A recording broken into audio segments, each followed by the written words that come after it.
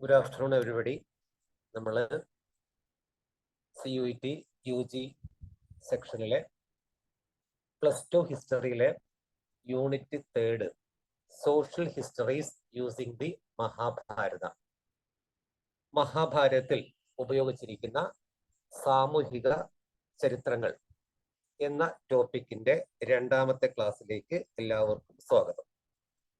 കഴിഞ്ഞ ക്ലാസ്സിലായിട്ട് ലോകത്തിലെ ഏറ്റവും വലിയ ഇതിഹാസ ഗ്രന്ഥമായ 1,00,000 ശ്ലോകങ്ങൾ അടങ്ങിയിരിക്കുന്ന മഹാഭാരതത്തിലെ അതിന്റെ സാമൂഹിക പശ്ചാത്തലം, ജാതീയപരമായ പശ്ചാത്തലം, സാമൂഹിക പശ്ചാത്തലത്തിന്റെ വിവിധ വർണ്ണങ്ങൾ, ഇതെല്ലാം നമ്മൾ ചർച്ച ചെയ്തു. ഇതിന്റെ രണ്ടാമത്തെ ഭാഗമായിട്ട് മഹാഭാരതത്തിൽ ഉപയോഗിച്ചിരിക്കുന്ന സാമൂഹിക ജാതി ശ്രേണികളും അതിന്റെ ശുദ്ധ അശുദ്ധ ജാതി ഘടനകളെ കുറിച്ച് നമ്മൾ ചർച്ച ചെയ്യുന്നു കേട്ടോ. അപ്പോൾ എല്ലാവരും പോയിന്റ് ഒക്കെ കുറിച്ച് വെക്കുക, വീണ്ടും വീണ്ടും കേൾക്കുക. Have A wonderful future in your life. Okay, start ചെയ്യാണ് കേട്ടോ.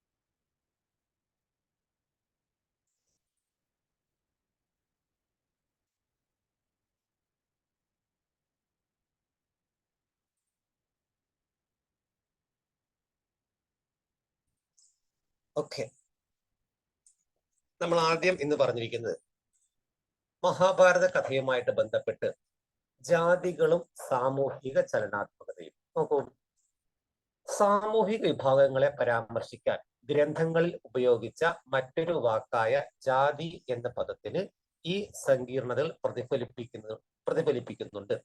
ബ്രാഹ്മണ സിദ്ധാന്തം അനുസരിച്ച് വർണ്ണത്തെ പോലെ തന്നെ ജാതിയുടെ അടിസ്ഥാനം ജനനമാണ്. എന്നാൽ വർണ്ണങ്ങളുടെ എണ്ണം 4 നിശ്ചയിച്ചപ്പോൾ ജാതികളുടെ എണ്ണത്തിന് യാതൊരു നിയന്ത്രണവുമില്ലായിരുന്നു. ഉദാഹരണത്തിന്, നിഷാദരെ പോലെ വനങ്ങളിൽ വസിക്കുന്ന പുതിയ വിഭാഗങ്ങളെ കണ്ടുമുട്ടുമ്പോഴോ സുവർണകാര അഥവാ സ്വർണ പണിക്കാരെ പോലുള്ള പുതിയ തൊഴിൽ വിഭാഗങ്ങൾക്ക് പേരിടേണ്ടി വരുമ്പോഴോ ഇവരൊന്നും ചാതുർവർണ്ണ്യ സമ്പ്രദായത്തിൽ അനായാസമായി ചേരാത്തതിനാൽ ബ്രാഹ്മണ മേധാവികൾ അവരെ പുതിയ ജാതിയായി തരംതിരിച്ചു. ഒരേ തൊഴിൽ ചെയ്തിരുന്ന ജാതി വിഭാഗങ്ങൾ ചിലപ്പോഴെല്ലാം ശ്രേണികളായി അഥവാ സമാജങ്ങൾ അഥവാ ഗിൽഡുകൾ സംഘടിപ്പിക്കപ്പെട്ടിരുന്നു. നോക്കൂ, ഒന്നാമത്തെ ചോദ്യം, വർണ്ണങ്ങൾ എത്ര തരമുണ്ട്? നമുക്കറിയാം, വർണ്ണങ്ങൾ എന്ന് പറഞ്ഞിരിക്കുന്നത് 4 ഉണ്ട്. ബ്രാഹ്മണർ, ക്ഷത്രിയർ, വൈശ്യർ, ശൂദ്രർ. 4 വർണ്ണങ്ങളാണുള്ളത്. 4 വർണ്ണങ്ങൾ എന്ന് പറയുമ്പോൾ ബ്രാഹ്മണർ, ക്ഷത്രിയർ, വൈശ്യർ, ശൂദ്രർ. അത് ദൈവികമാണെന്ന് പ്രസ്താവിക്കാൻ വേണ്ടി പുരുഷ സൂക്തത്തിൽ, ഋഗ്വേദത്തിലെ പുരുഷ സൂക്തത്തിൽ വ്യക്തമായിട്ട് പറയുന്നുണ്ട്. നേരത്തെ പറഞ്ഞതാണ്, ബ്രാഹ്മണർ ആദ്യ പുരുഷന്റെ അഥവാ ബ്രഹ്മാവിന്റെ വായിൽ നിന്നും, ക്ഷത്രിയർ കൈകളിൽ നിന്നും, ശൂദ്രർ വൈശ്യർ തുടകളിൽ നിന്നും ശൂദ്രർ കാൽപാദങ്ങളിൽ നിന്നുമാണ് രൂപം കൊണ്ടത് എന്ന് പറയുന്നുണ്ട്. അപ്പോൾ 4 വർണ്ണങ്ങളുണ്ട്. എന്നാൽ അതിനപ്പുറത്തേക്ക് ജാതികൾ എന്ന് പറയുന്നത് നിയന്ത്രണമില്ല. ജാതികൾക്ക് നിയന്ത്രണമില്ലാത്തത് ജാതികൾക്ക് വ്യക്തമായിട്ട് എണ്ണം തിട്ടപ്പെടുത്തി എന്തിനാണ്? അത് വർണ്ണങ്ങൾക്ക്. ചാതുർവർണ്ണങ്ങൾ ബ്രാഹ്മണർ, ക്ഷത്രിയർ, വൈശ്യർ, ശൂദ്രർ. അപ്പോൾ ഇനി ഒരേ തൊഴിൽ ബ്രാഹ്മണ മേധാവികള് ഒരേ തൊഴിൽ ചെയ്തിരുന്ന ജാതി വിഭാഗങ്ങളെ പ്രത്യേക ശ്രേണികളായി കണക്കാക്കി. ആരാണ് പ്രത്യേക തൊഴിൽ ചെയ്തിരുന്നവരെ ഒരേ ശ്രേണികളായി കണക്കാക്കിയത് അഥവാ ഗിൽഡുകളായി കണക്കാക്കിയത് ആരാണ്? ബ്രാഹ്മണ മേധാവികൾ. ഒരേ തൊഴിൽ ചെയ്തിരുന്ന ജാതി വിഭാഗങ്ങളെ പറയുന്ന പേര് ഗിൽഡുകൾ. ഒരേ തൊഴിൽ ചെയ്തിരുന്ന ജാതി വിഭാഗങ്ങളെ പറയുന്ന പേരാണ് ഗിൽഡുകൾ. അപ്പോൾ 4 വർണ്ണങ്ങൾ, ജാതികൾ, അനന്തമായ ജാതികളും. ഓക്കെ. പിന്നെ ഇത്തരം വിഭാഗങ്ങളെ കുറിച്ചുള്ള ഒരുപാട് കാര്യങ്ങൾ പ്രത്യേകം നമ്മൾ എടുത്തു പറയണം. വനവാസികളെ പറയുന്ന പേര് നിഷാദർ. ഓക്കെ. പിന്നെ ഇത്തരം വിഭാഗങ്ങളെ കുറിച്ചുള്ള ചരിത്ര രേഖകൾ വളരെ അപൂർവമാണ്. എങ്കിലും ഇതിനു വിരുദ്ധമായത് ചിലതുണ്ട്. മധ്യപ്രദേശിലെ മാൻഡസോറിൽ നിന്നും കണ്ടുകിട്ടിയ ശ്രദ്ധേയമായ ഒരു ശിലാലിഖിതം പട്ടുനൂൽപ്പുകാരുടെ ഒരു ഗിൽഡിന്റെ ചരിത്രം രേഖപ്പെടുത്തുന്നു. പട്ടുനൂൽപ്പുകാരുടെ ഗിൽഡിന്റെ അഥവാ ഗിൽഡ് എന്ന് പറഞ്ഞ തൊഴിൽ സമാജം. തൊഴിൽ സമാജത്തിന്റെ മറ്റൊരു പേരാണ് ഗിൽഡുകൾ. അപ്പോൾ നമ്മുടെ ചോദ്യം ഇതാണ്, പട്ടുനൂൽപ്പുകാരുടെ ഒരു ഗിൽഡിന്റെ ചരിത്രം രേഖപ്പെടുത്തുന്ന ശിലാലിഖിതം കണ്ടുകിട്ടിയത് എവിടെന്ന്? പട്ടുനൂൽപ്പുകാരുടെ ഗിൽഡിന്റെ ചരിത്രം രേഖപ്പെടുത്തിയ ശിലാലിഖിതം കണ്ടുകിട്ടിയത് എവിടെന്ന്? മധ്യപ്രദേശിലെ മാൻഡസോറിൽ നിന്ന്. മധ്യപ്രദേശിലെ മാൻഡസോറിൽ നിന്ന്. പിന്നീട് അതുമായിട്ട് ബന്ധപ്പെടുത്തി പറയേണ്ടത് നോക്കൂ, സങ്കീർണമായ മാൻഡസോറിലെ കുടിയേറിയ ആൾക്കാർ മാൻഡസോർ അറിയപ്പെടുന്നത് ദശപുര എന്ന പേരിലാണ്. മാൻഡസോറിന്റെ പഴയ പേരാണ് ദശപുര എന്ന്. തങ്ങളുടെ ബന്ധുക്കളോടും കുട്ടികളോടും വളരെ ദുസ്സഹമായി യാത്ര ചെയ്താണ് ഇവർ ഇവിടെ എത്തിച്ചേർന്നത് എന്ന് ലിഖിതം സൂചിപ്പിക്കുന്നു. ഈ മാൻഡസോറിൽ നിന്ന് കിട്ടിയ ലിഖിതം സൂചിപ്പിക്കുന്നത് വളരെ കഷ്ടപ്പെട്ടുകൊണ്ടാണ് അവർ അവിടെ എത്തിയത് എന്നാണ് ട്ടോ. ഓക്കെ. അപ്പോൾ ദശപുര മധ്യപ്രദേശിലെ മാൻഡസോറിന്റെ പഴയ പേര് എന്താണ്? ദശപുര. എന്താ പറയാ? ദശപുര. ഓക്കെ. അതിന് തുടർച്ചയായിട്ട് പറയും, സങ്കീർണമായ സാമൂഹിക പ്രക്രിയകളുടെ ഒരു ആകർഷക ദൃശ്യം നൽകുന്നതും ശ്രേണികളുടെ അഥവാ ഗിൽഡുകളുടെ സ്വഭാവത്തെ കുറിച്ച് ഉൾക്കാഴ്ച നൽകുന്നതുമാണ് ലിഖിതം. ഏത് ലിഖിതം? മധ്യപ്രദേശിലെ മാൻഡസോറിന് കണ്ടെത്തിയ ലിഖിതം. സങ്കീർണമായ കണ്ടെത്തിയത് മാൻഡസോറിൽ നിന്ന്. ഓക്കെ. അതിന്റെ പഴയ പേരെന്ത്? ദശപുര. അപ്പോൾ ഈ പറയുന്ന ശ്രേണികളുടെ ഒരു ലിഖിതം കണ്ടെത്തിയതാണ് മാൻഡസോറിൽ നിന്ന്. ഓരോ പ്രത്യേക തൊഴിലിലെ വൈദഗ്ധ്യമാണ് ഒരു ശ്രേണിയിലെ അംഗത്വത്തിന്റെ അടിസ്ഥാനമെങ്കിലും അതിലെ ചില അംഗങ്ങൾ മറ്റു തൊഴിലുകൾ സ്വീകരിച്ചിരിക്കുന്നു. ഓരോ തൊഴിൽ ശ്രേണിയിലും അതിന്റെ കഴിവ്, ഏറ്റവും കഴിവുള്ള ആളുകളെയാണ് ആ ശ്രേണിയിൽ ചേർക്കുക. പക്ഷെ ആ ശ്രേണിയിൽപ്പെട്ട ആളുകൾ സ്വാഭാവികമായിട്ടും വേറെ പല ജോലിയിലും ഏർപ്പെട്ടിരുന്നു. സൂര്യദേവനെ ആദരിക്കാനായി ഒരു ക്ഷേത്രം പണിയുവാൻ അതിനുവേണ്ടി സമ്പത്തിൽ ഒരു ഭാഗം നീക്കിവെക്കണമെന്ന് തീരുമാനിച്ചിരുന്നു. നോക്കൂ, വ്യാപാരികൾ എന്ന് പറയുന്ന വാക്കുമായിട്ട് ബന്ധപ്പെട്ട് വ്യാപാരികള് സംസ്കൃത ഗ്രന്ഥങ്ങളും ലിഖിതങ്ങളും വ്യാപാരികളെ സൂചിപ്പിക്കുവാനായി വണിക്ക് എന്ന പദമാണ് ഉപയോഗിച്ചത്. സംസ്കൃത ഗ്രന്ഥങ്ങളും ലിഖിതങ്ങളും വ്യാപാരികളെ സൂചിപ്പിക്കുവാനായി ഉപയോഗിച്ച പദം ഏത്? വണിക്ക്. ശാസ്ത്രങ്ങളിൽ വൈശ്യരുടെ മുഖ്യ തൊഴിലായി വ്യാപാരത്തെ നിർവഹിച്ചപ്പോൾ ശുദ്രകൻ രചിച്ച മൃത്സ്യഘടകം ഏകദേശം 4-ാം നൂറ്റാണ്ട് ക്രിസ്ത്യൻ എറ പോലുള്ള നാടകങ്ങളിൽ കൂടുതൽ സങ്കീർണമായ സാഹചര്യങ്ങൾ ദൃശ്യമാണ്. ഇതിലെ നായകനായ ചാരുദത്തനെ ഒരു ബ്രാഹ്മണനായും അതോടൊപ്പം ഒരു സാർത്ഥവാഹകൻ അഥവാ കച്ചവടക്കാരനായി ചിത്രീകരിച്ചിട്ടുണ്ട്. ക്ഷത്രിയ വണികൾ എന്ന നിലയിൽ ഒരു ക്ഷേത്ര നിർമ്മാണത്തിന് സംഭാവന നൽകിയ 2 സഹോദരന്മാരെ കുറിച്ച് 5-ാം നൂറ്റാണ്ടിലെ ലിഖിതത്തിൽ വിവരിക്കുന്നുണ്ട്. ആദ്യം, സംസ്കൃത ഗ്രന്ഥങ്ങളും ലിഖിതങ്ങളും വ്യാപാരികളെ സൂചിപ്പിക്കുവാനായി ഉപയോഗിക്കുന്ന പദം ഏത്? ഉത്തരം വണിക്. അതുപോലെ തന്നെ മൃച്ഛികടകം രചിച്ചത് ആര്? ശൂദ്രകൻ. മൃച്ഛികടകം രചിച്ചത് ആര്? ശൂദ്രകൻ. മൃച്ഛികടകം എന്താണ്? അതൊരു നാടകമാണ്.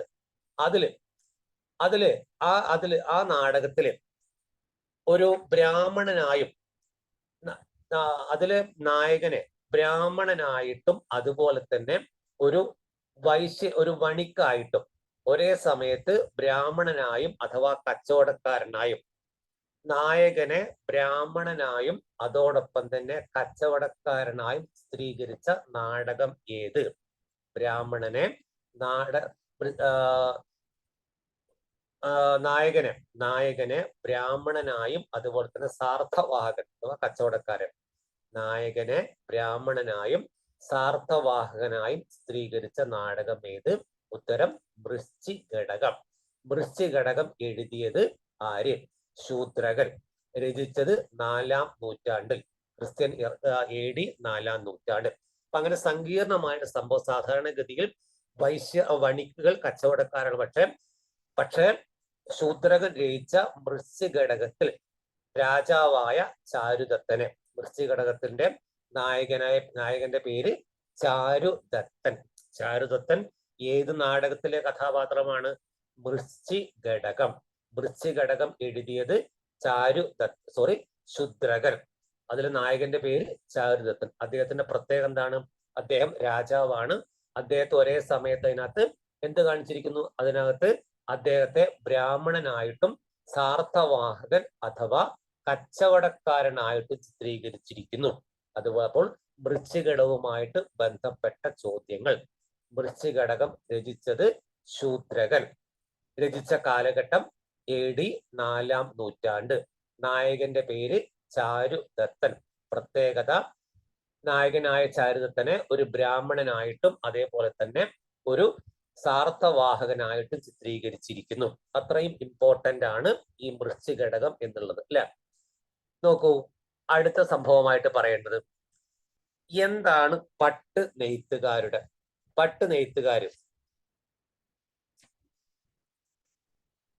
എന്താണ് പട്ട് നെയ്ത്തുകാർ ചെയ്തിരുന്നത്? സംസ്കൃതത്തിലുള്ള ഒരു ശിലാലിഖിതത്തിന്റെ ഭാഗമാണിത്. ചിലർ കാതിന് ഇമ്പമാർന്ന സംഗീതത്തിൽ ഗാഠമായി മുഴുകുന്നു. മറ്റു ചിലർ വിശിഷ്ടമായ 100 ജീവചരിത്രങ്ങളുടെ കർത്തൃത്വത്തിൽ അഭിമാനിച്ചുകൊണ്ട് അതിശയകരമായ കഥകൾ കഥിക്കുന്നവരാകുന്നു. മറ്റുള്ളവർ വിനയപൂർവ്വം അതിവിശിഷ്ടങ്ങളായ മതപ്രഭാഷണങ്ങളിൽ മുഴുകുന്നു. ചിലർ അവരവരുടേതായ മതാചാരാനുഷ്ഠാനങ്ങളിൽ അഗ്രഗണ്യരാണ്. അതുപോലെ മറ്റു ചിലർ വേദിക ജ്യോതിശാസ്ത്രം കരഗതമാക്കി.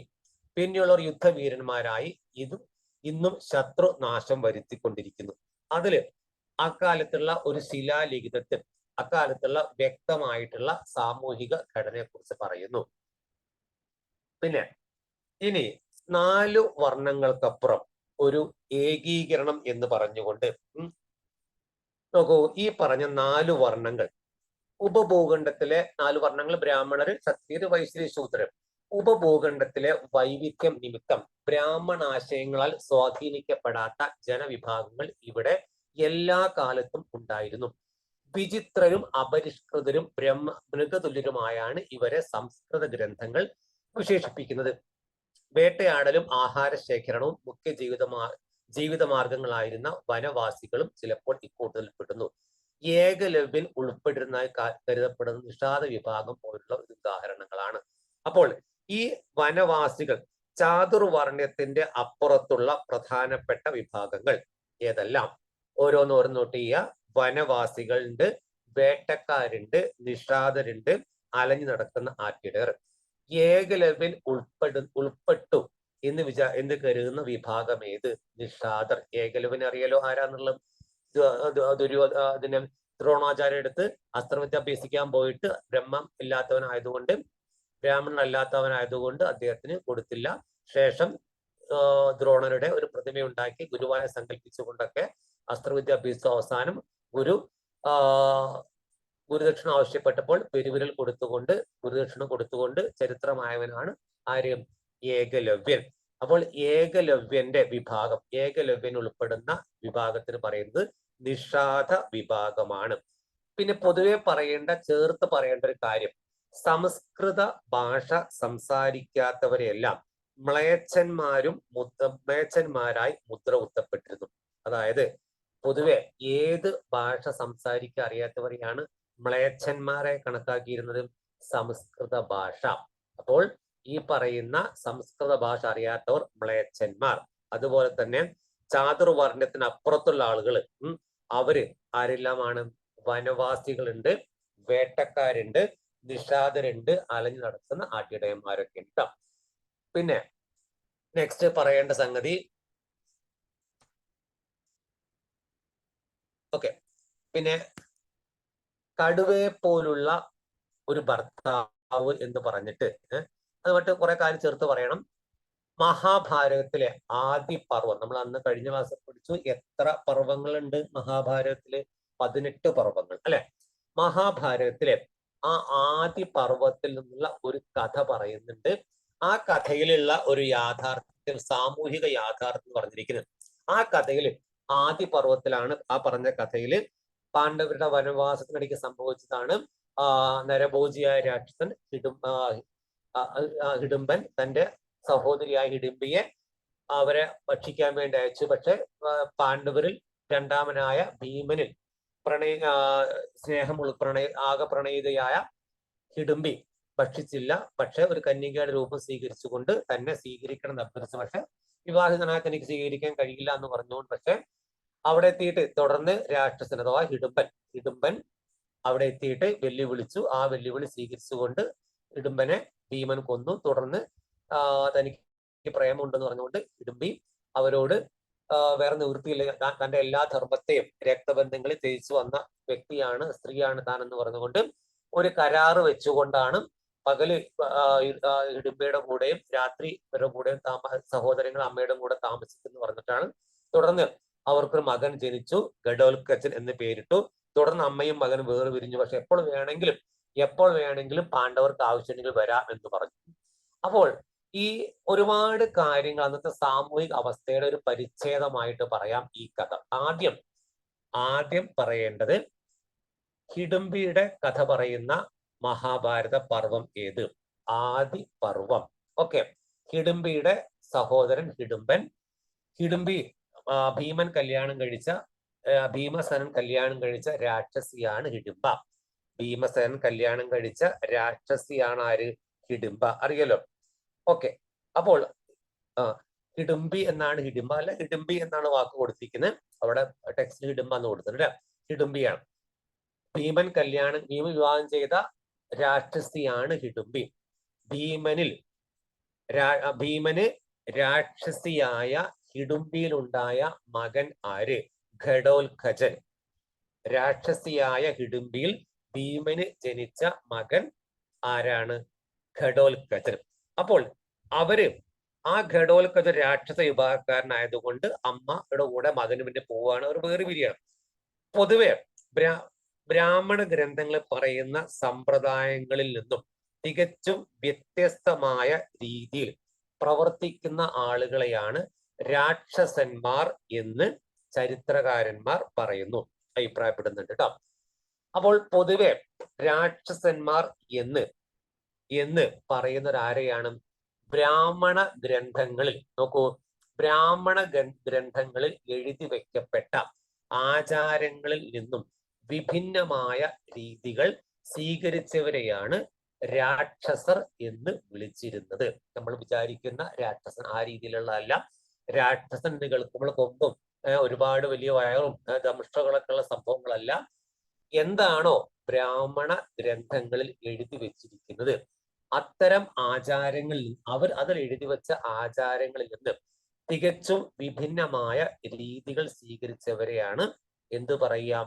രാക്ഷസർ എന്ന് പറയാം. ഒരിക്കൽ കൂടെ പറയാം.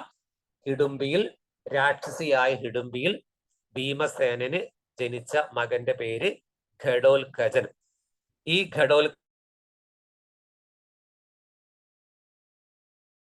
ആദി പർവം. ഓക്കെ. ആകെ മഹാഭാരതത്തിൽ എത്ര പർവങ്ങളുണ്ട്? 18. ആരാണ് രാക്ഷസന്മാർ? ബ്രാഹ്മണ ഗ്രന്ഥങ്ങളിൽ എഴുതി വെക്കപ്പെട്ട ആചാരങ്ങളിൽ നിന്നും വിഭിന്നമായ രീതി സ്വീകരിച്ചവരെയാണ് രാക്ഷസർ എന്ന് പറയുന്നത്. ഓക്കെ. ഇനി നോക്കൂ.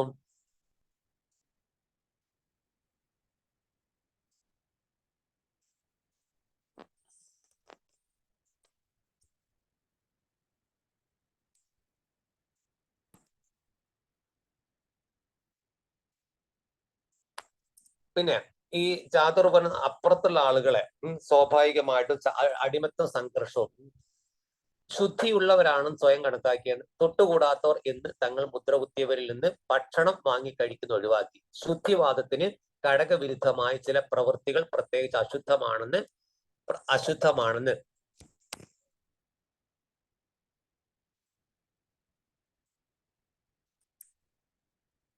ബാധിച്ചു. ഇത്തരം പ്രവൃത്തി ഏർപ്പെടുന്നവർ ചണ്ടാലനെന്ന് മുദ്രകുത്തപ്പെട്ടു. അതായത് ചില പ്രത്യേക ജാതിക്ക് ചാതുർവർണ്ണത്തിന് അപ്പുറമുള്ള ആളുകൾ, അതായത് നേരത്തെ പറഞ്ഞ പോലെ വനവാസികൾ, നിഷാദർ, ഇടയന്മാർ, ഇവരെല്ലാം ബ്രാഹ്മണരുടെ സമീപം അനുസരിച്ച് വർണ്ണ വ്യവസ്ഥയ്ക്ക് പുറത്താണ്.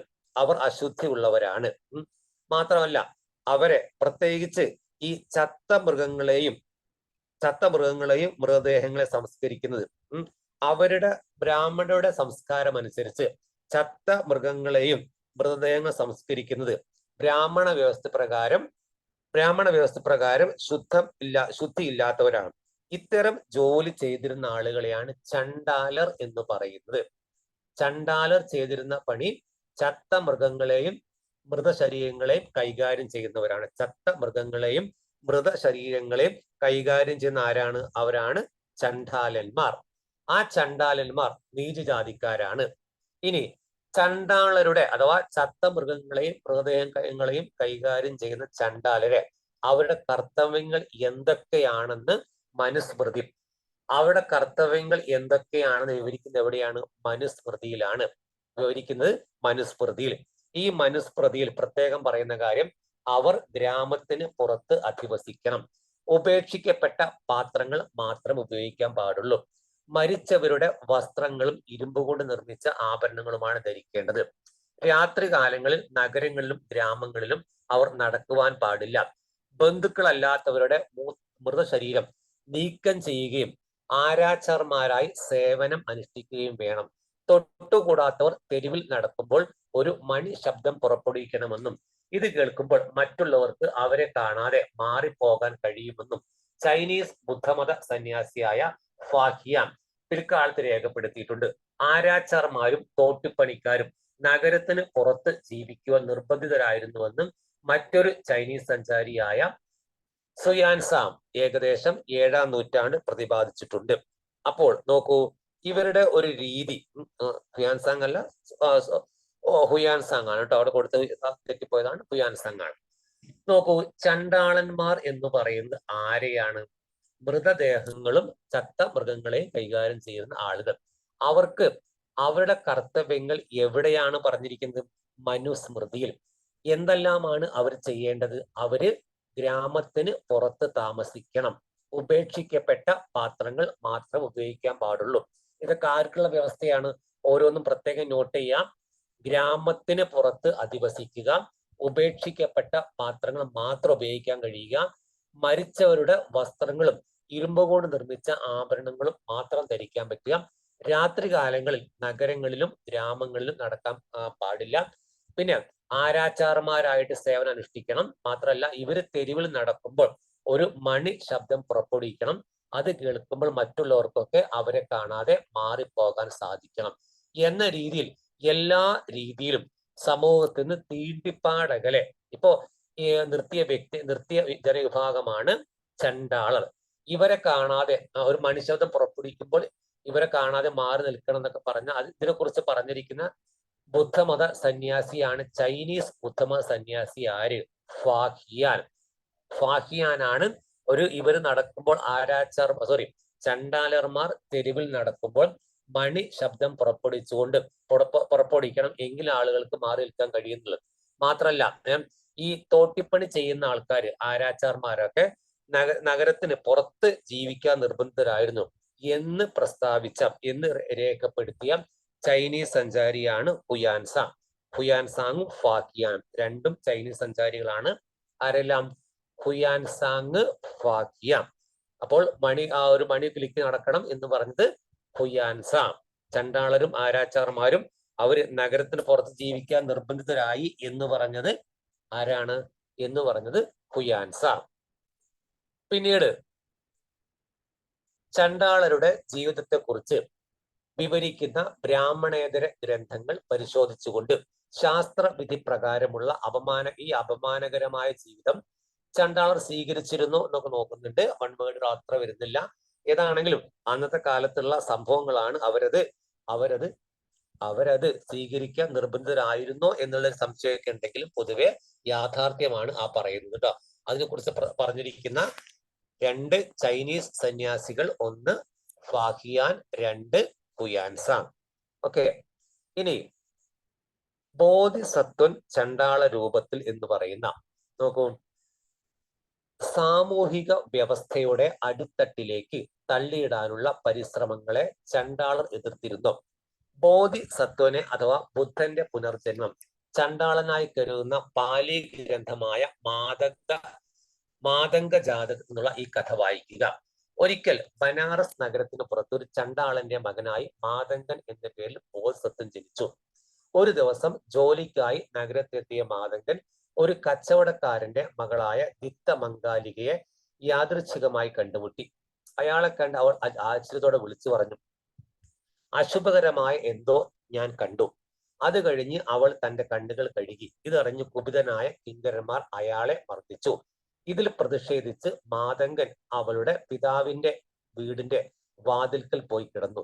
7-ാം ദിവസം അവർ ആ പെൺകുട്ടിയെ പുറത്തേക്ക് കൊണ്ടുവരികയും അയാൾക്ക് നൽകുകയും ചെയ്തു. പട്ടിണി കിടന്ന് വിവശനായ മാതങ്കനെ അവൾ ചണ്ടാളരുടെ വാസസ്ഥലത്തേക്ക് കൊണ്ടുപോയി. വീട്ടിൽ തിരിച്ചെത്തിയ മാതങ്കൻ ലൗകിക ജീവിതം ഉപേക്ഷിക്കാൻ തീരുമാനിച്ചു. ആത്മീയ ശക്തി നേടിയ ശേഷം ബനാറസ് തിരിച്ചെത്തി അയാൾ അവളെ വിവാഹം ചെയ്തു. മാണ്ഡവ്യകുമാരൻ എന്നു പേരുള്ള പുത്രൻ അവർക്ക് ജനിച്ചു. വളർന്നു വലുതായപ്പോൾ അവർ 3 വേദങ്ങളും വ്യത്യസ്തമാക്കി. അതിനുശേഷം ദിവസം തോറും 16,000 ബ്രാഹ്മണർക്ക് അന്നദാനം നൽകി തുടങ്ങി. ഒരു ദിവസം എന്ന് പറഞ്ഞിട്ട് പോകുന്നുണ്ട്. നോക്കൂ, ഇവിടെ ഈ ഒരു കഥയിൽ പരാമർശിക്കുന്ന പ്രധാനപ്പെട്ട സംഭവ വികാസങ്ങൾ എന്ന് പറയുന്നത്, ഒന്ന്,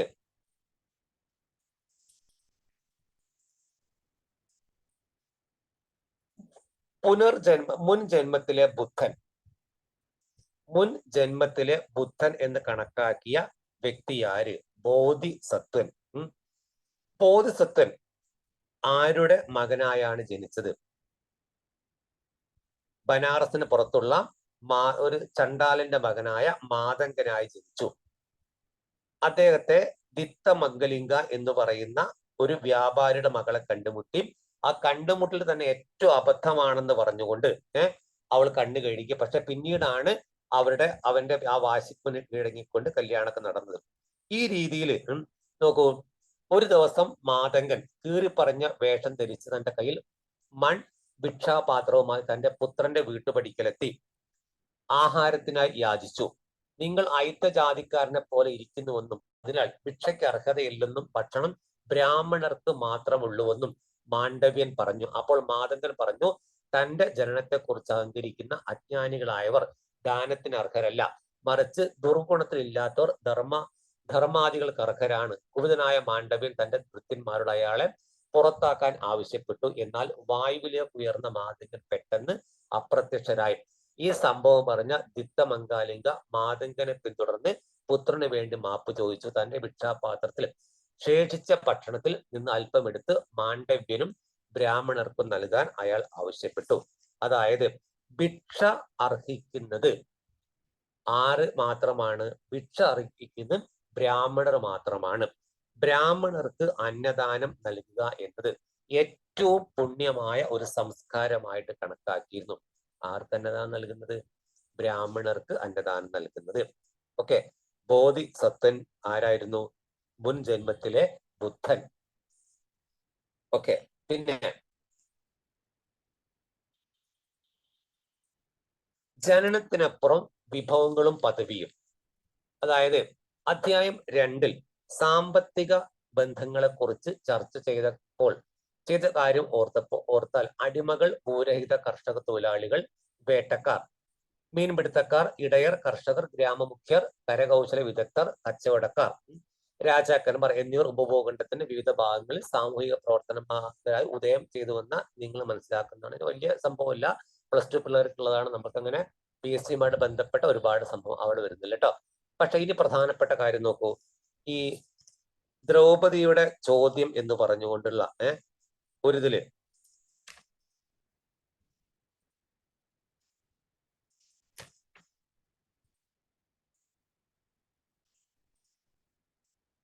തന്നെ പണയം വെക്കുന്നതിന് മുമ്പ് യുധിഷ്ഠിരൻ സ്വയം നഷ്ടപ്പെട്ട് കഴിഞ്ഞിരുന്നോ എന്ന് യുധിഷ്ഠിരനോട് ദ്രൗപദി ചോദിച്ചു.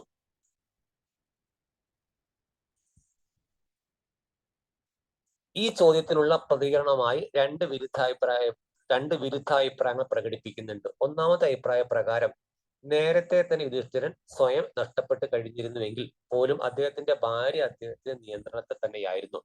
അതിനാൽ അയാൾക്ക് അവളെ പണയം വെക്കാനും സാധിക്കുമായിരുന്നു. രണ്ടാമത്തെ അഭിപ്രായ പ്രകാരം ഒരു അസ്വാതന്ത്രനും സ്വയം നഷ്ടപ്പെടുത്തിയ യുധിഷ്ഠിരൻ അസ്വാതന്ത്രനായിരുന്ന പോലെ മറ്റൊരു വ്യക്തിയെ പണയം വെക്കാൻ സാധിക്കുമായിരുന്നില്ല.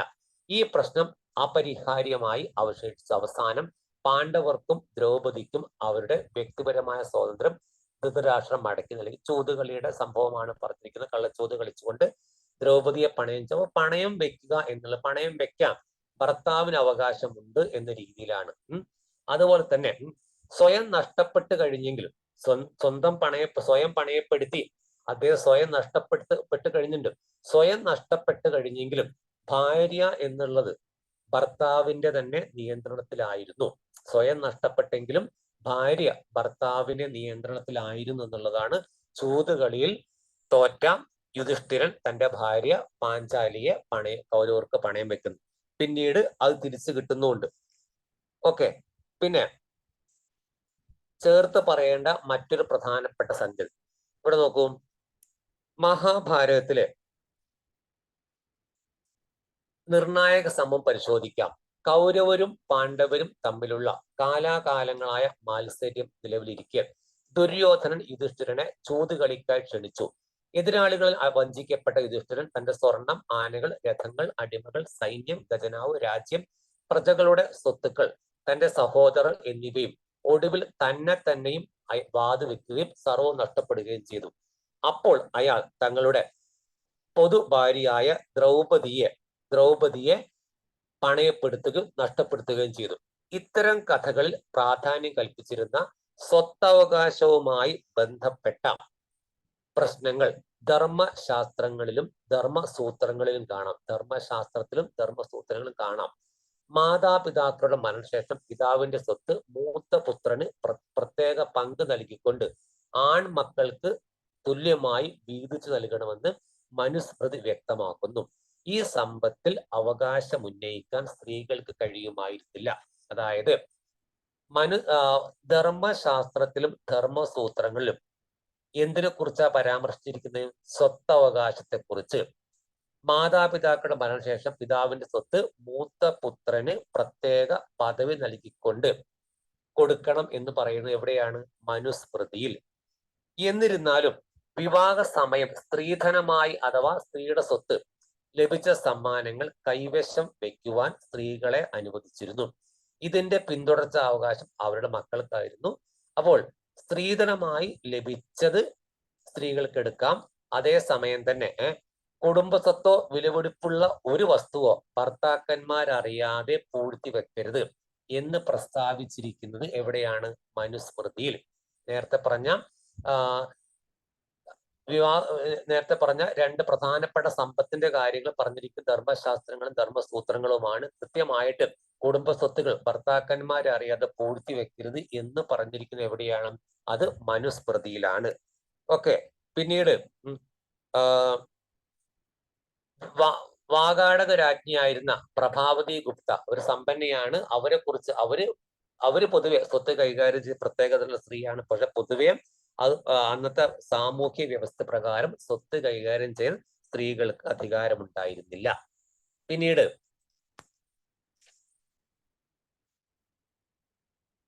നോക്കൂ, സ്ത്രീ പുരുഷന്മാർ ധനസമ്പാദനം നടത്തിയത് എങ്ങനെ? പുരുഷന്മാർക്ക് ധനം സമ്പാദിക്കാൻ 7 മാർഗങ്ങൾ ഉണ്ടെന്ന് മനുസ്മൃതി പ്രഖ്യാപിക്കുന്നു. മനുസ്മൃതിയിൽ നേരത്തെ പറഞ്ഞ സ്ത്രീകൾക്ക് അവകാശമില്ല എന്ന് പറയുന്ന, ഭർത്താവിന്റെ സ്വത്ത് കൈകാര്യം ചെയ്ത് പൂഴ്ത്തി വെക്കാൻ സ്ത്രീകൾക്ക് അവകാശമില്ല എന്ന് പറയുന്ന അതേ മനുസ്മൃതിയിൽ പുരുഷന്മാർക്ക് ധനം സമ്പാദിക്കാൻ 7 മാർഗങ്ങളുണ്ട് എന്ന് പറയുന്നു. എത്ര മാർഗങ്ങളുണ്ട്? പുരുഷന്മാർക്ക് ധനം സമ്പാദിക്കാൻ 7 മാർഗങ്ങൾ. അനന്തരാവകാശം, കണ്ടെത്തൽ, വിലയ്ക്ക് വാങ്ങൽ, കീഴടങ്ങൽ, നിക്ഷേപം, അധ്വാനം, സജ്ജനങ്ങളിൽ നിന്നുള്ള പാരിതോഷികൾ സ്വീകരിക്കൽ. ഇങ്ങനെ 7 മാർഗങ്ങളിലൂടെ പുരുഷന്മാർക്ക് ധനം സമ്പാദിക്കാം എന്ന് പ്രസ്താവിച്ചിരിക്കുന്നത് എവിടെയാണ്? മനുസ്മൃതിയിലാണ് 7 മാർഗങ്ങളിലൂടെ പുരുഷന്മാർക്ക് ധനം സമ്പാദിക്കാം. അതേസമയം സ്ത്രീകൾക്ക് 6 മാർഗങ്ങളിലൂടെ വിവാഹാഗ്നിക്ക് മുമ്പിൽ വെച്ച് നൽകപ്പെടുന്നവ, വധു ഘോഷയാത്രയിൽ നൽകപ്പെടുന്നവ, സ്നേഹ പ്രതീകമായി നൽകപ്പെടുന്നവ, അച്ഛൻ, അമ്മ, സഹോദരർ എന്നിവരാൽ നൽകപ്പെടുന്നവ, പിന്നീട് ലഭിക്കുന്ന സമ്മാനങ്ങൾ, ഭർത്താവ് സ്നേഹപൂർവ്വം നൽകപ്പെടുന്നവ. അങ്ങനെ 6 ധനസമ്പാദന മാർഗങ്ങൾ സ്ത്രീകൾക്കും 7 ധനസമ്പാദന മാർഗങ്ങൾ പുരുഷന്മാർക്കും ഉണ്ട്. രണ്ടും പ്രസ്താവിച്ചിരിക്കുന്നത് എവിടെയാണ്? മനുസ്മൃതിയിലാണ്. ഓക്കെ, രണ്ടും പ്രസ്താവിച്ച് മനുസ്മൃതിയിലാണ്. പിന്നെ ഇനി വർണ്ണവും അതുപോലെ തന്നെ സ്വത്താവകാശവും. ആ ഒരു ടോപ്പിക്ക് പറയുമ്പോൾ ബ്രാഹ്മണ ഗ്രന്ഥങ്ങൾ പ്രകാരം സ്വത്തവകാശത്തെ നിയന്ത്രിച്ചിരുന്ന മറ്റൊരു മാനദണ്ഡമായിരുന്നു വർണ്ണം. നേരത്തെ നമ്മൾ കണ്ടതുപോലെ ശൂദ്രർക്കായി നിഷ്കർഷിച്ചിരുന്ന ഒരേ ഒരു തൊഴിൽ ദാസ്യ വൃത്തി മാത്രമായിരുന്നു. എന്നാൽ ആദ്യ 3 വർണ്ണങ്ങളില് പുരുഷന്മാർക്കായി അനേകം തൊഴിലുകൾ പട്ടികപ്പെടുത്തിയിരുന്നു. ഈ നിബന്ധനകൾ യഥാർത്ഥത്തിൽ നടപ്പിലാക്കപ്പെട്ടെങ്കിൽ ബ്രാഹ്മണർ ക്ഷത്രിയ വിഭാഗങ്ങളിലെ പുരുഷന്മാരായിരുന്നിരിക്കണം ഏറ്റവും വലിയ ധനികർ. മറ്റു ഗ്രന്ഥ പാരമ്പര്യങ്ങൾ പുരോഹിതരെയും രാജാക്കന്മാരെയും കുറിച്ച് നൽകുന്ന വിവരങ്ങളിൽ നിന്നും ഇത് ഒരളവ് വരെ സാമൂഹിക യാഥാർത്ഥ്യത്തോട് ചേർന്ന് നിൽക്കുന്നു എന്ന് സ്പഷ്ടമാണ്. രാജാക്കന്മാരെ നിശ്ചയമായും ധനികരായാണ് ഇത് ചിത്രീകരിച്ചിരിക്കുന്നത്. പുരോഹിതരെ പൊതുവെ സമ്പന്നരായി കാണുന്നെങ്കിലും ദരിദ്രരായ ബ്രാഹ്മണരെ കുറിച്ചുള്ള വിവരങ്ങൾ, അതായത് ഒറ്റയടിക്ക് പറയുമ്പോൾ ഈ ചാതുർവർണ്ണ്യം, ബ്രാഹ്മണർ, ക്ഷത്രിയർ, വൈശ്യർ, ശൂദ്രർ, അല്ലെ? ബ്രഹ്മാവിന്റെ വായിൽ നിന്ന് ബ്രാഹ്മണരും, ബ്രഹ്മാവിന്റെ കൈകളിൽ നിന്ന് ക്ഷത്രിയരും, തുടകളിൽ നിന്ന് ശൂദ്രരും, പാദങ്ങളിൽ നിന്ന് വൈശ്യരും, തുടകളിൽ നിന്ന് വൈശ്യരും, കാൽപാദങ്ങളിൽ നിന്ന് ശൂദ്രരുമാണ്. അപ്പോൾ ഈ ശൂദ്രർക്കായിട്ട് നീക്കിവെച്ച ഏക ജോലി എന്ന് പറയുന്നത് ഏതാണ്? ദാസ്യ വൃത്തി മാത്രം. എന്നാൽ ഈ ധനികർ വിഭാഗക്കാരുള്ളത് ബ്രാഹ്മണർ, ക്ഷത്രിയരാണ്. അവര് ധാരാളമായിട്ട് വേറെ തൊഴിലും ഏർപ്പെട്ടു. പക്ഷെ ദാസ്യ വൃത്തി മാത്രമാണ് ഈ പറഞ്ഞ ശൂദ്രർ ചെയ്യാൻ കഴിയുക. അതേസമയം വർണ്ണാശ്രമത്തിന്റെ പുറത്തുള്ള ബ്രാഹ്മണർ, ക്ഷത്രിയർ, വൈശ്യർ, ശൂദ്രന്റെ അപ്പുറത്തുള്ള ചണ്ടാളരും വനവാസികളും നിഷാദരൊക്കെ ഉണ്ട്. അവര് ഈ വർണ്ണാശ്രമത്തിന് പുറത്തുള്ള ആളുകളായിട്ട് കണക്കാക്കിയിരുന്നത്. നേരത്തെ പറഞ്ഞ കാര്യമാണ്. പിന്നെ സമൂഹത്തെ കുറിച്ചുള്ള ബ്രാഹ്മണ വീക്ഷണം ധർമ്മസൂത്രങ്ങളിലും ധർമ്മശാസ്ത്രങ്ങളിലും ക്രോഡീകരിക്കുമ്പോൾ തന്നെ വർണ്ണ സമ്പ്രദായത്തെ വിമർശിച്ചിരുന്ന മറ്റു പാരമ്പര്യങ്ങളും ഇക്കാലത്ത് ഉദയം ചെയ്തിരുന്നു. ഇതിൽ ഏറ്റവും പ്രശസ്തമായവയാണ് ആദ്യകാല ബുദ്ധമതത്തിനുള്ളിൽ വികസിച്ചു വന്നവ. സമൂഹത്തിൽ വ്യത്യാസങ്ങൾ നിലവിലിരുന്നു എന്നത് ബുദ്ധമതക്കാർ തിരിച്ചറിഞ്ഞിരുന്നു. എന്നാൽ അവയെ സ്വാഭാവികമായി ഉണ്ടാവുകയെന്നോ മാറ്റാൻ കഴിയാത്തതെന്നോ അവർ കണക്കാക്കിയില്ല. ജനനത്തിന്റെ അടിസ്ഥാനത്തിലാണ് ഒരാളുടെ സാമൂഹിക പദവി നിർണ്ണയിക്കുന്നതെന്ന ആശയത്തെ അവർ നിരാകരിച്ചു. അപ്പോൾ ബ്രാഹ്മണ മേധാവിത്വത്തിനെതിരെ ശക്തമായിട്ട് പോരാടിയതാണ് ബുദ്ധമതം. അതുപോലെ തന്നെ ജനനത്തിന്റെ അടിസ്ഥാനത്തിലല്ല ഒരാളുടെ സാമൂഹിക പദവി നിർണ്ണയിക്കുന്നത് എന്നും പറയുന്ന ആരനെയാണ്? ബുദ്ധമതക്കാരാണ്. ജനനത്തിന്റെ അടിസ്ഥാനത്തിലല്ല ഒരാളുടെ സാമൂഹിക പദവി നിർണ്ണയിക്കുന്നത് എന്നും ബുദ്ധമതം പ്രസ്താവിച്ചു. പിന്നീട് സമ്പന്നനായ ശൂദ്രൻ എന്നുള്ള ടോപ്പിക്കിൽ പാലി ഭാഷ രചിച്ച ബുദ്ധമത ഗ്രന്ഥമായ മഞ്ജിമ നിക്കായെ അടിസ്ഥാനമാക്കിയുള്ള ഈ കഥ അവന്തിപുത്ത രാജാവും ബുദ്ധന്റെ ശിഷ്യനുമായ കച്ചനും തമ്മിലുള്ള സംഭാഷണത്തിന്റെ ഭാഗമാണ്. അക്ഷരാർത്ഥത്തിൽ സത്യമായി എടുക്കാൻ കഴിയില്ലെങ്കിലും വർണ്ണ വ്യവസ്ഥയിലുള്ള ബൗദ്ധ മനോഭാവത്തെ ഈ കഥ സ്പഷ്ടമാക്കുന്നുണ്ട്. അതായത് പ്രപഞ്ചത്തിലെ തങ്ങളാണ് ഏറ്റവും മികച്ച ജാതി എന്നും ഇതര ജാതികളെല്ലാം തങ്ങളിൽ താഴ്ന്നവരാണെന്നും കരുതുന്ന ബ്രാഹ്മണർ മാത്രം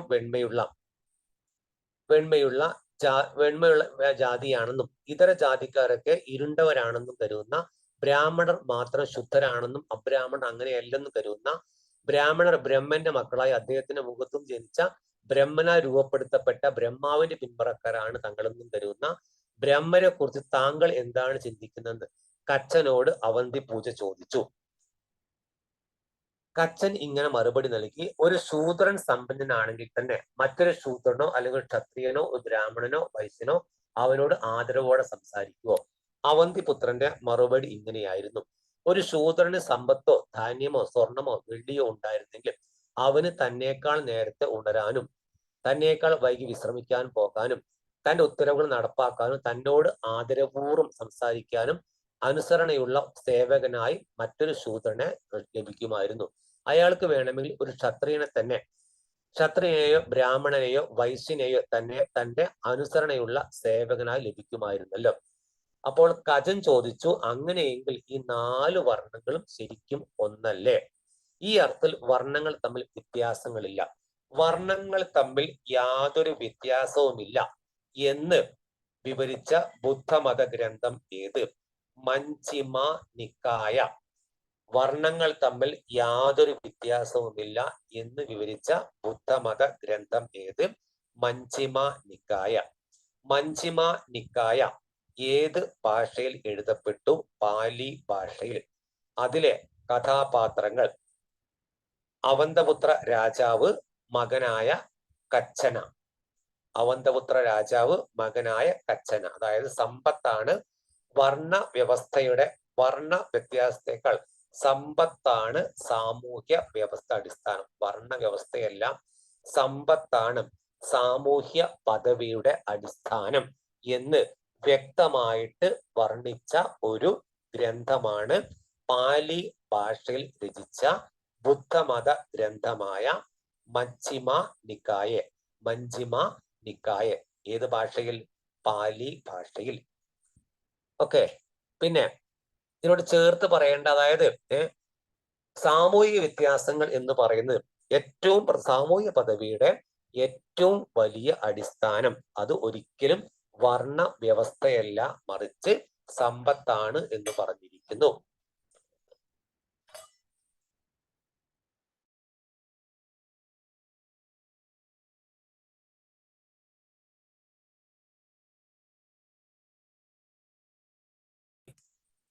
ഒരു ബദൽ ചിത്രം സമ്പത്ത് പങ്കുവെക്കൽ എന്ന് പറയുന്നതിൽ അവിടെ പറഞ്ഞിരിക്കുന്ന, നേരത്തെ പറഞ്ഞ തന്നെയാണ്, പ്രാചീന, അതായത് സമ്പത്തിന്റെ അടിസ്ഥാനത്തിലാണ് ജനങ്ങൾക്ക് പദവി ലഭിക്കുക, അല്ലാതെ ജാതി അടിസ്ഥാനത്തിലല്ല പദവി ലഭിക്കുക എന്നുള്ളതിന്റെ ഒരു എക്സാമ്പിൾ ആയിട്ട് പറഞ്ഞു പോയതാണ് കേട്ടോ.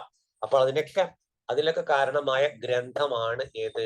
നേരത്തെ പറഞ്ഞിരിക്കുന്ന പാലി ഭാഷയിൽ എഴുതിയ ഗ്രന്ഥമാണ് ഏത്? മഞ്ജിമ നിക്കായ. അതിനെ കുറിച്ചാണ് അവിടെ പരാമർശിച്ചിരിക്കുന്നത്. ഇനി ചേർത്ത് പറയേണ്ട മറ്റൊരു സംഗതി,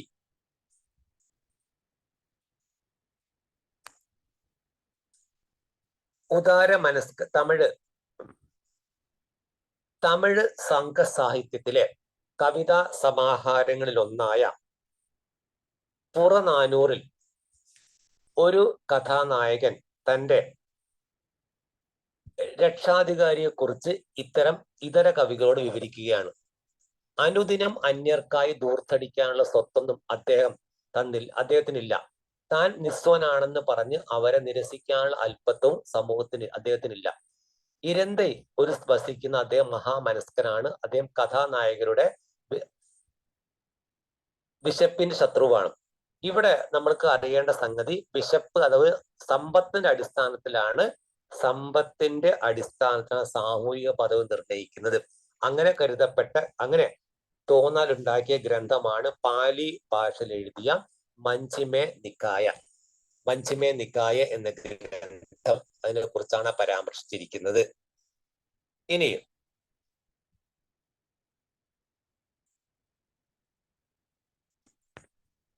നോക്കൂ, സാമൂഹിക അസമത്വങ്ങളെ കുറിച്ച് ബുദ്ധമതക്കാരും ഒരു ബദൽ ധാരണ വികസിപ്പിച്ചിരുന്നു. സാമൂഹിക സംഘർഷങ്ങൾ നിയന്ത്രിക്കാൻ ആവശ്യമായ സ്ഥാപനങ്ങളെ കുറിച്ച് അവർ മനസ്സിലാക്കി. സ്വത്വപീഡക എന്നറിയപ്പെടുന്ന ഗ്രന്ഥത്തിൽ ഒരു ഐതിഹ്യമുണ്ട്. തുടക്കത്തിൽ മനുഷ്യന് പൂർണ്ണമായി വികാസം പ്രാപിച്ച ശരീരവും ഉണ്ടായിരുന്നില്ലെന്ന് ഇതിൽ പറയുന്നു. സസ്യലോകവും പൂർണ്ണ രൂപത്തിൽ വികസിച്ചിരുന്നില്ല. ഓരോ നേരത്തെ ആഹാരത്തിന് ആവശ്യമായത് മാത്രം പ്രകൃതിയിൽ നിന്നെടുത്ത് എല്ലാ ജീവജാലങ്ങളും സമാധാനത്തോടെ ജീവിച്ചിരുന്നു. അപ്പോൾ സ്വത്വപീഡിക എന്ന് പറയുന്ന ഗ്രന്ഥത്തിലാണ് മനുഷ്യൻ പൂർണ്ണമായി വികാസം പ്രാപിച്ച ശരീരരൂപത്തോടെ അല്ല ജനിച്ചത് എന്ന് പറയുന്ന ബുദ്ധമത ഗ്രന്ഥം സ്വത്വപീഡിക. എന്നാൽ മനുഷ്യർ കൂടുതൽ അത്യാഗ്രഹികളും വഞ്ചകരും ചതിയരുമായി തീർന്നപ്പോൾ ഇത്തരം സാഹചര്യങ്ങൾ ക്രമേണ തകർച്ചയെ നേരിട്ടു. അവർ ഇങ്ങനെ ചിന്തിച്ചു: ധാർമ്മിക രോഷം ആവശ്യമുള്ളപ്പോൾ രോഷാകുലനാക്കുകയും ശരിക്കും തടയേണ്ടതിനെ തടയുകയും ചെയ്യപ്പെടേണ്ടവനെ നിഷ്കാസനം ചെയ്യുകയും ചെയ്യുന്ന ഒരാളെയാണ് നാം തിരഞ്ഞെടുക്കുന്നെങ്കിലോ അതിന് പകരമായി അരിയുടെ പങ്ക് നാം അദ്ദേഹത്തിന് നൽകും. മുഴുവൻ ജനതയിലും തിരഞ്ഞെടുക്കപ്പെടുന്ന അദ്ദേഹം മഹാമനസ്കനായിട്ട് മഹാസമ്പന്നൻ അഥവാ തിരഞ്ഞെടുക്കപ്പെട്ട മഹാൻ എന്നറിയപ്പെടും. ഓക്കെ, ഇനി നമ്മൾ അതിന്റെ ഭാഗമായിട്ട് പറയുന്നത്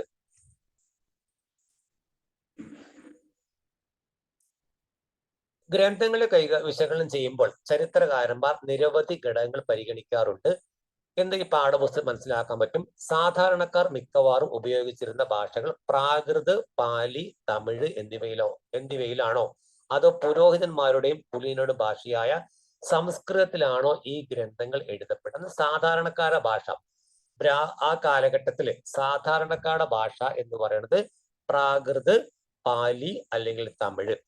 പുരോഹിതരുടെയും കുലീനക്കാരുടെയും ഭാഷയാണ് സംസ്കൃതം. അപ്പോൾ ഇതിൽ എഴുതപ്പെട്ട ഗ്രന്ഥങ്ങൾ അധികവും വരുന്നത് ഒരേ സമയത്ത് രണ്ട് ഭാഷയിലും വരുന്നുണ്ട്. അതുകൊണ്ട് അതിനെക്കുറിച്ച് പറയുമ്പോൾ മഹാഭാരതത്തിന്റെ കഥ എന്ന് പറയുന്നത് ചേർത്ത് പറയേണ്ട സംഗതിയാണ്. അതായത് നോക്കൂ,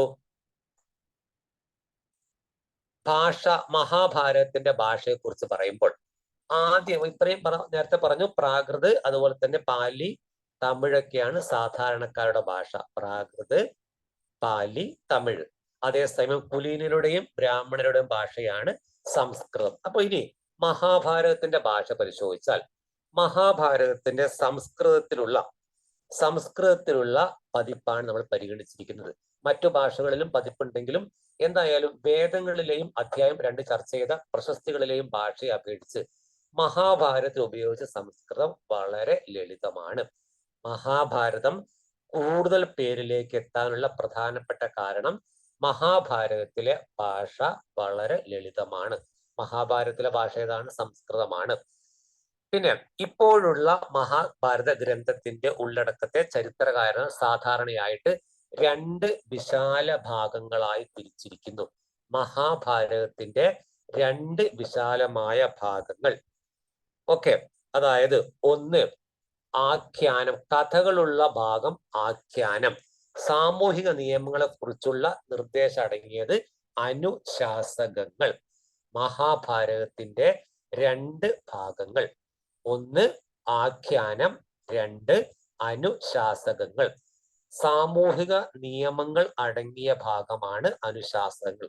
മഹാഭാരതത്തിലെ സാമൂഹിക നിയമങ്ങളെ കുറിച്ച് പറയുന്ന പരാമർശിക്കുന്ന ഭാഗമാണ് അനുശാസകങ്ങൾ. കഥകൾ അടങ്ങിയ ഭാഗമാണ് ആഖ്യാനം. കഥകൾ അടങ്ങിയ ഭാഗമാണ് ആഖ്യാനം. പിന്നെ ഇത് കർശനമായി വിഭജനമായി കാണാൻ കഴിയില്ല. ഒരേ അനുശാസന വിഭാഗങ്ങളിൽ കഥകളുണ്ട്, ആഖ്യാന വിഭാഗത്തിൽ പലപ്പോഴും മെസ്സേജുകളുണ്ട്. അതുകൊണ്ട് തന്നെ ഒരേ സമയത്ത് മഹാഭാരതം നാടകീയ ഹൃദയസ്പർശമായ ഒരു കഥയാണ്. അനുശാസന വിഭാഗങ്ങൾ പിന്നീട് കൂട്ടിച്ചേർത്താണ്. അതായത് ശരിക്കും ഒരു കഥയാണ്. ഈ കർശനമായിട്ടുള്ള സാമൂഹിക നിയമങ്ങളെ കുറിച്ച് പറയുന്ന അനുശാസകങ്ങൾ പിന്നീട് കൂട്ടിച്ചേർക്കപ്പെട്ടവയാണ് എന്നാണ് ചരിത്രകാരന്മാർ പൊതുവെ സമ്മതിക്കുന്നത്. അപ്പൊ ചരിത്രകാരന്മാരുടെ കണ്ണിൽ മഹാഭാരതം ഒരു വലിയ കഥയാണ്, ഒരു കഥയായിട്ടാണ് രചിക്കപ്പെട്ടത്. പിന്നീട് കൂട്ടിച്ചേർത്തവയാണ് മഹാഭാരതത്തിൽ കൂട്ടിച്ചേർത്ത ഭാഗമാണേത്? അനുശാസകങ്ങൾ എന്നാണ് ആര് പറയുന്നത്? ചരിത്രകാരന്മാർ പറയുന്നത്. ഓക്കെ. പിന്നീട്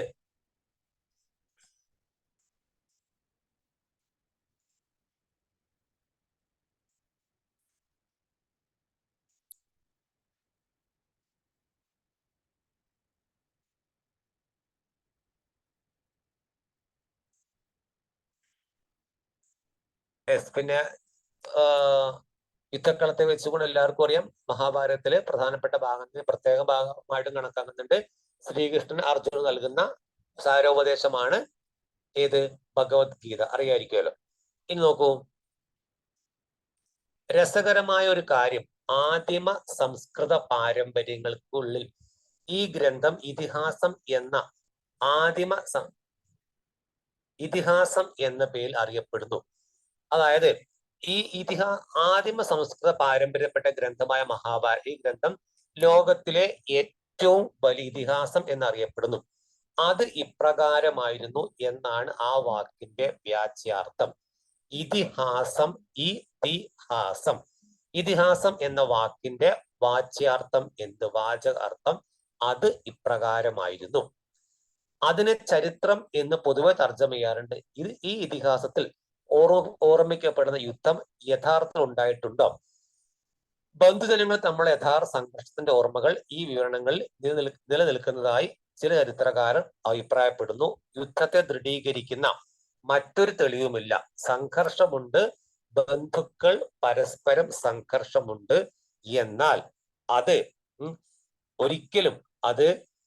ഒരിക്കലും യുദ്ധമായിട്ട് പരിണമിച്ചിട്ടില്ല എന്നാണ് ചില ചരിത്രകാരന്മാർ പറയുന്നത്. ഇതിഹാസമായിട്ടാണ് മഹാഭാരതം കണക്കാക്കുന്നത്. ഇതിഹാസം എന്ന വാക്കിന്റെ അർത്ഥം എന്ന് പറയുന്നത് അത് ഇപ്രകാരമായിരുന്നു എന്നതാണ്. പിന്നെ ആരെഴുതി എന്നുള്ളത്, ആരെഴുതി നിരവധി ഉത്തരം ലഭിക്കുന്ന ചോദ്യമാണ്. സൂതർ എന്നറിയപ്പെടുന്ന പേരുപാട്ടുകാർ ആയിരുന്നു ഇതിന്റെ മൂലകഥ മിക്കവാറും രചിച്ചിട്ടുള്ളത്. അതേസമയം സൂതന്മാർ സാധാരണയായി യുദ്ധസ്ഥലങ്ങളിൽ ക്ഷത്രിയ യോദ്ധാക്കളെ ഇവർ അനുഗമിച്ചിരുന്നു. അവരുടെ വിജയങ്ങളെയും നേട്ടങ്ങളെയും കുറിച്ച് ഇവർ കവിതകൾ രചിച്ചു. ഈ രചനകൾ വാമൊഴി രൂപത്തിൽ പ്രചരിച്ചു. പിന്നീട് BC 5-ാം നൂറ്റാണ്ട് മുതൽ ബ്രാഹ്മണർ ഈ കഥകൾ ഏറ്റെടുക്കുകയും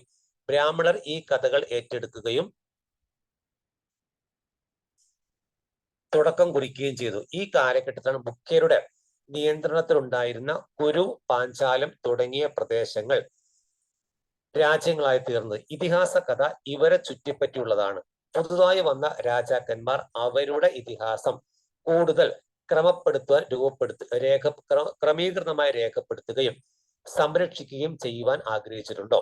നോക്കൂ, മഹാഭാരതത്തിന്റെ രചനയുമായിട്ട് ബന്ധപ്പെടുത്തി പറയുന്ന ആദ്യ സംഗതി, മഹാഭാരതത്തിന്റെ രചന സൂതന്മാരാണ് രചിച്ചത് എന്ന് പറയുന്നു. സൂതന്മാർ എന്ന് പറയുന്നത് തേരാളികളായ ഗായക കവികളാണ് സൂതന്മാർ. പിന്നീട് ഈ സൂതന്മാർ ആണ് അതുമായിട്ട് ബന്ധപ്പെട്ട് ഇതിഹാസം അന്നത്തെ പ്രധാന രാജാക്കന്മാരായിട്ടുള്ള കുരു വംശം, പാഞ്ചാല രാജൊക്കെ രാജവംശമായത് അന്നാണ്. അപ്പൊ അവരെയും ഇതിനകത്ത് ചേർത്തു, ഈ കഥയിൽ ചേർത്തു എന്നാണ്. ഇനി അതിന്റെ കാലഘട്ടം എന്ന് പറയുന്നത് 200 BC-ക്കും 200 ക്രിസ്ത്യൻ ഇറയ്ക്കും മധ്യം ഈ ഗ്രന്ഥത്തിന്റെ രചനയുടെ മറ്റൊരു ഘട്ടം നമുക്ക് കാണാം. ഈ കാലഘട്ടത്തിലായിരുന്നു വിഷ്ണുവിനെ ആരാധിക്കുന്നതിന് കൂടുതൽ പ്രാധാന്യം കൈവന്നതും ഇതിഹാസത്തിലെ മുഖ്യ കഥാപാത്രങ്ങളൊന്നായ കൃഷ്ണനെ വിഷ്ണുവുമായി താതാത്മ്യപ്പെടുത്തുന്നതും.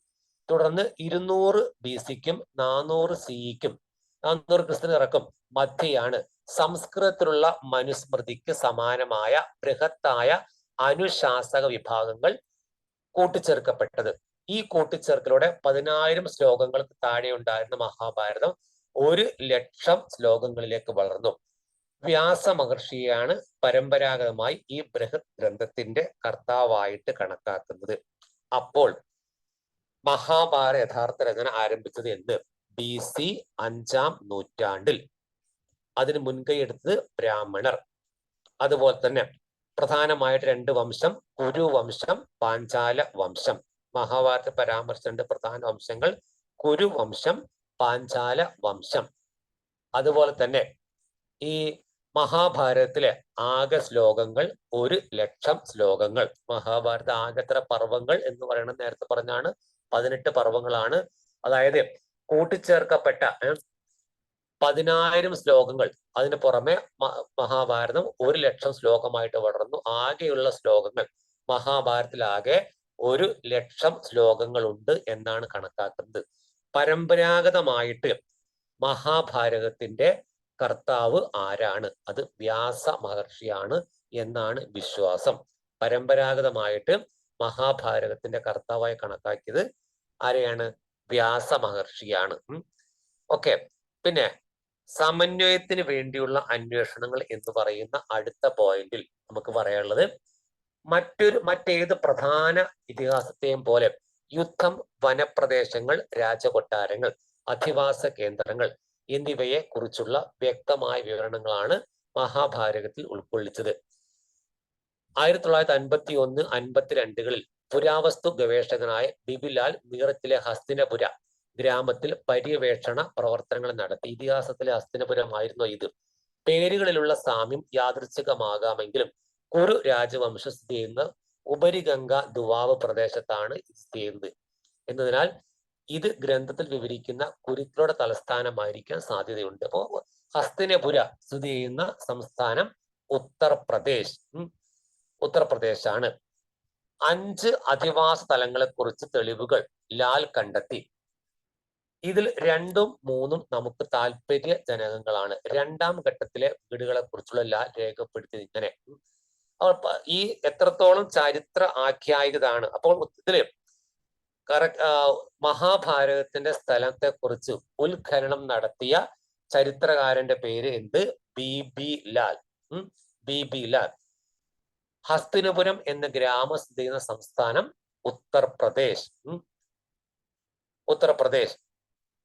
ഓക്കെ. പിന്നെ അപ്പോൾ ആളെ പേര്, ചരിത്രകാരന്റെ പേര് BB ലാൽ എന്നാണ്.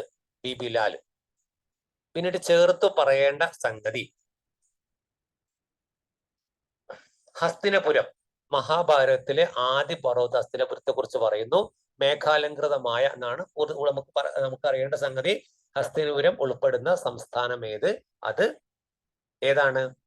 ഏതാണ്? ആ സംസ്ഥാനം എന്ന് പറയുന്നത് ഉത്തർപ്രദേശാണ്. മഹാഭാരത് 2 ഭാഗങ്ങൾ, ആഖ്യാനം, അനുശാസകം. നിയമങ്ങൾ അനുശാസിതം, കഥകൾ പ്രതിപാദിക്കുന്നത് ആഖ്യാനം. പിന്നീട് ദ്രൗപദിയുടെ വിവാഹം എന്ന് പറയുന്ന ടോപ്പിക്കിൽ ഒരു കാര്യം എടുത്തു പറയുന്നുണ്ട്. പാഞ്ചാല രാജാവായ ദ്രുപദൻ, ആ കഥ അറിയാതിരിക്കാൻ, തന്റെ മകളെ വിവാഹം കഴിക്കാൻ ഒരു മത്സരം സംഘടിപ്പിച്ചു. ഒരു വില്ല് കുലച്ച് അമ്പെയ്ത് ലക്ഷ്യസ്ഥാനത്ത് എത്തിക്കുന്നയാളെ മകളായ ദ്രൗപദിയുടെ വരനായി തെരഞ്ഞെടുക്കും. ഈ മത്സരത്തിൽ അർജുനൻ വിജയശ്രീലനാവുകയും ദ്രൗപദി അയാളെ മാലയണിക്കുകയും ചെയ്തു. പാണ്ഡവർ അവളെയും കൂട്ടി മാതാവായ കുന്തിയുടെ അരികിലേക്ക് മടങ്ങിയെത്തി. അവരെ കാണുന്നതിന് മുമ്പ് തന്നെ കിട്ടിയ സമ്മാനം എന്തായാലും തുല്യമായി വീതിക്കുവാൻ മക്കളോട് ആവശ്യപ്പെട്ടു. ദ്രൗപദിയെ കണ്ട കുന്തി തന്റെ തെറ്റ് മനസ്സിലാക്കിയെങ്കിലും അവരുടെ ആജ്ഞ ലംഘിക്കുവാൻ പാണ്ഡവർക്കായില്ല. ദീർഘനേരത്തെ ആലോചനകൾക്ക് ശേഷം യുധിഷ്ഠിരൻ ദ്രൗപദി അവരുടെ പൊതു ഭാര്യയായിരിക്കും എന്ന് നിശ്ചയിച്ചു. ഇതറിഞ്ഞ് ദ്രുപദൻ ഇതിനെതിരെ പ്രതിഷേധിച്ചു. എന്നിരുന്നാലും വ്യാസ മഹർഷി ഈ പ്രശ്നത്തിൽ ഇടപെടുകയും ഇടപെടുകയും പാണ്ഡവർ യഥാർത്ഥത്തിൽ ദേവേന്ദ്രന്റെ മനുഷ്യാവതാരങ്ങളാണെന്നും ദ്രൗപദി ഇന്ദ്രന്റെ ഭാര്യയുടെ പുനർജന്മമാണെന്നും അതിനാൽ ദ്രൗപദി അവർക്കെല്ലാമായി വിധിക്കപ്പെട്ടവളാണെന്നും രാജാവിനെ അറിയിച്ചു. അപ്പോൾ പിന്നെ മറ്റൊരു ഉദാഹരണം, ഒരിക്കൽ ഒരു യുവതി ശിവനോട് തന്റെ നല്ല ഭർത്താവിന് ലഭിക്കാൻ പ്രാർത്ഥിച്ചു. അത്യുത്സാഹത്തിൽ അവർ 5 പ്രാവശ്യം പ്രാർത്ഥിച്ചു. ആ യുവതിയാണ് ഇപ്പോൾ ദ്രൗപദിയായി പുനർജനിച്ചിരിക്കുന്നത്. ശിവൻ അവിടെ പ്രാർത്ഥന സ്വീകരിച്ച് നിറവേറ്റി കൊടുത്തിരിക്കുകയാണ്. ഈ കഥകളിൽ വിശ്വാസവൻ ദ്രുപദൻ വിവാഹത്തിന് അനുമതി നൽകി. പാഞ്ചാല രാജ്യത്തെ രാജാവ് പാഞ്ചാലി എന്നുള്ളത് ആരുടെ മകളാണ്? ദ്രുപദന്റെ മകളാണ്. പാഞ്ചാല രാജ്യത്തെ രാജാവായ ദ്രുപദന്റെ മകളാണ് പാഞ്ചാലി അഥവാ ദ്രൗപദി. ആ ദ്രൗപദി ശരിക്കും വിവാഹം ചെയ്തത് അർജുനനെയാണ്. അമ്മയായ കുന്തിദേവിയുടെ വാക്ക് പ്രകാരമാണ് 5 പേർക്കുമായത്. അപ്പൊ അവര് അച്ഛൻ പ്രതിഷേധിച്ചു. പാഞ്ചാലിയുടെ അഥവാ ദ്രൗപദിയുടെ അച്ഛന്റെ പേര് ദ്രുപദൻ എന്നാണ്. പ്രതിഷേധിച്ചു. പക്ഷെ കഴിഞ്ഞ ജന്മത്തിൽ ഇവര് ശരിക്കും, അല്ലെങ്കിൽ പാണ്ഡവർ ശരിക്കും ദേവേന്ദ്രന്റെ അവതാരമാണെന്നൊക്കെ പറഞ്ഞു വ്യാസ മഹർഷി. അപ്പൊ ആ രീതിയിൽ പ്രശ്നം പരിഹരിക്കപ്പെട്ടു. അപ്പൊ അന്നത്തെ സാമൂഹിക യാഥാർത്ഥ്യങ്ങൾ ഓരോന്നും നമ്മുടെ കൺമുൻപിലുണ്ട്. ആ യാഥാർത്ഥ്യങ്ങളെ കുറിച്ചുള്ള വ്യക്തമായ പ്രതിപാദ്യം ബ്രാഹ്മണരാണ്. ആ ബ്രാഹ്മണ്യത്തെ കുറിച്ചുള്ള സങ്കല്പമാണ് മഹാഭാരതത്തിൽ പറയുന്നത്. ഓരോന്നും അന്നത്തെ സാമൂഹിക യാഥാർത്ഥ്യങ്ങളാണ്. എഴുതിയ ഭാഷ എന്ന് പറഞ്ഞിരിക്കുന്നത് സംസ്കൃതമാണ്. 1,00,000 ശ്ലോകങ്ങളാണ്. 2 ഭാഗമായിട്ട് പ്രധാനമായിട്ടും സംസ്കൃതമുണ്ട്. അതിൽ ആ രണ്ടിലും വ്യക്തമായിട്ട് ഒന്ന് കഥകളെ കുറിച്ച് പറയുന്നു, മറ്റൊരു നിയമങ്ങളെ കുറിച്ചാണ് പറയുന്നത്. ആകെയുള്ള 2 വിഭാഗമുണ്ട്. ഒന്ന് ആഖ്യാനം, മറ്റൊന്ന് അനുശാസകം. കഥകളെ കുറിച്ച് പറയുന്ന ഭാഗമാണ് ആഖ്യാനം. നിയമങ്ങളെ കുറിച്ച് പറയുന്നത്, സാമൂഹ്യ നിയമങ്ങളെ കുറിച്ച് പറയുന്ന ഭാഗം അനുശാസകമാണ്. ആകെയുള്ള ശ്ലോകങ്ങളുടെ എണ്ണം 1,00,000 ശ്ലോകങ്ങളാണ്. ഓക്കെ, അതൊക്കെ പ്രത്യേകമായിട്ട് വീണ്ടും ആലോചിക്കട്ടോ, എഴുതി വെക്കുക, പ്രധാനപ്പെട്ട പോയിന്റ് നോട്ട് ചെയ്യാം. Okay, have A nice day. Good night.